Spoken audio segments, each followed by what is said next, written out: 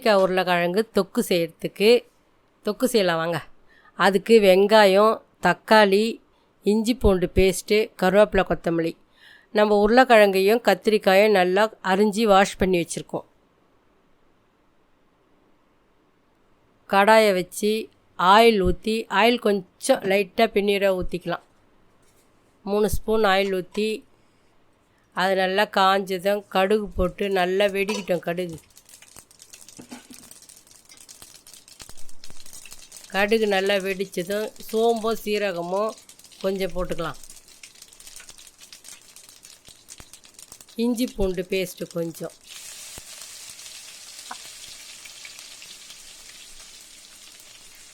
கருவேப்பிலை, கொத்தமல்லி கொஞ்சம், வெங்காயம் போட்டு நல்லா வதக்கலாம். 2 கைப்பிடி வெங்காயம் போட்டு நல்லா வதக்கலாம்.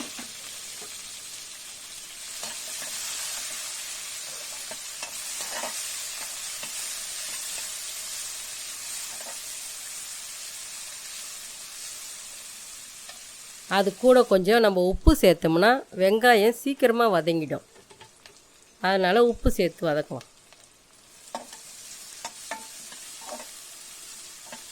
வெங்காயம் நல்லா முருவலாக வதங்குது. இந்த மாதிரி தொக்கு செய்யும் போதெல்லாம் நம்ம வெங்காயம் தக்காளியை நல்லா வதக்கிட்டோன்னாவே டேஸ்ட் ஓவராக வந்துடும்.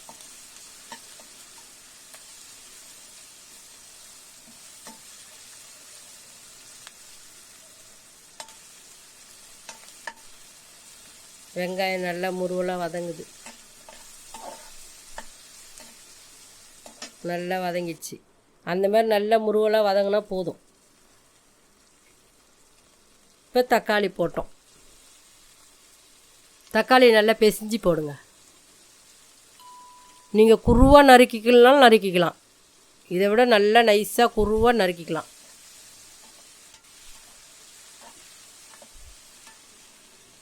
அது கூட கொஞ்சம் மஞ்சத்தூள்,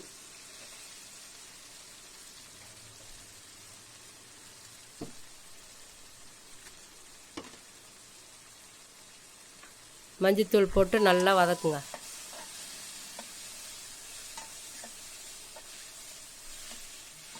அது இப்போ நம்ம எவ்வளோ நல்லா வதக்குறோமோ அவ்வளோக்கு எவ்வளோ டேஸ்ட் வரும்.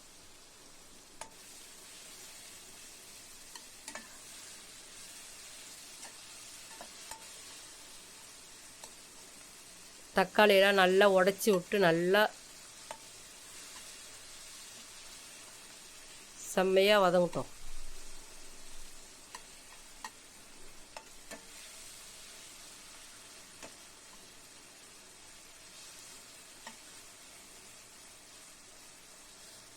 நல்லா வதங்குது.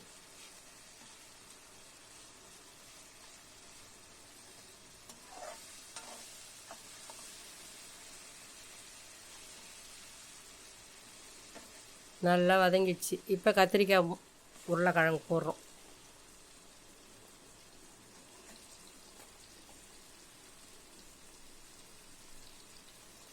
கத்திரிக்காய் உருளைக்கிழங்கு போடும்.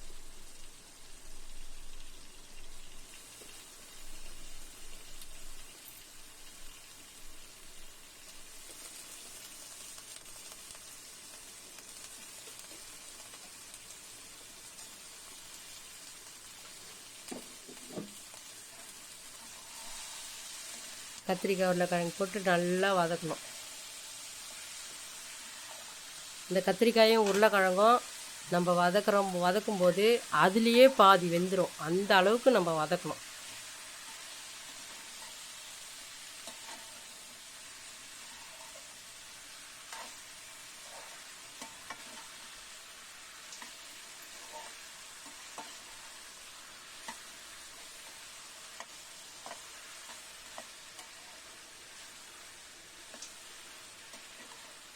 நல்லா திருப்பி நல்லா சுருள வதங்கட்டும்.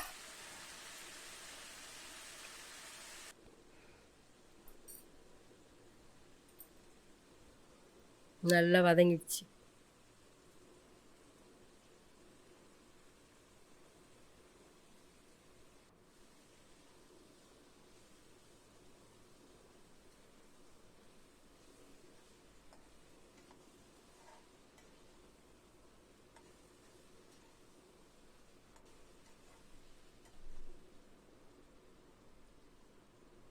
ஒரு மிளகாத்தூள் 3 ஸ்பூன் மிளகாத்தூள் போடுறேன். 3 ஸ்பூன் மிளகாத்தூள் போட்டு நல்லா வதக்கணும்.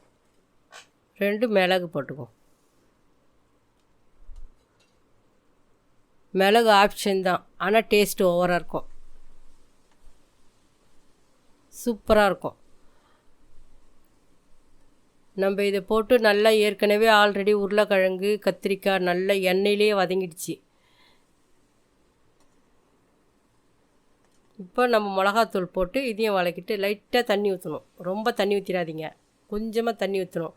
ஏன்னா ஆல்ரெடி கத்திரிக்காய் உருளைக்கிழங்கு நம்மளுக்கு வெந்து போயிடுச்சு.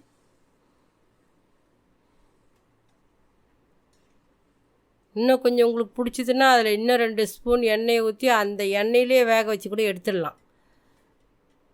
நம்ம ஒரு அரை கிளாஸ் தண்ணி ஊற்றி இன்னும் கொஞ்சம் வேக விட்டுரு. நல்லா மூடி வச்சுட்டு ஒரு 5 மினிட்ஸ் இருந்தால் போதும்.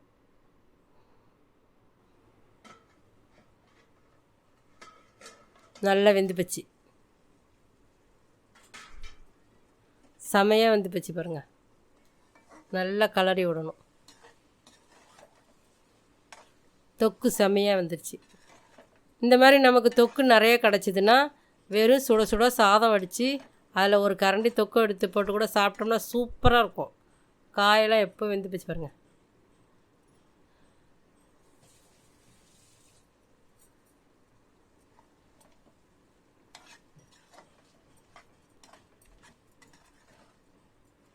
செமையாக வந்துடுச்சு.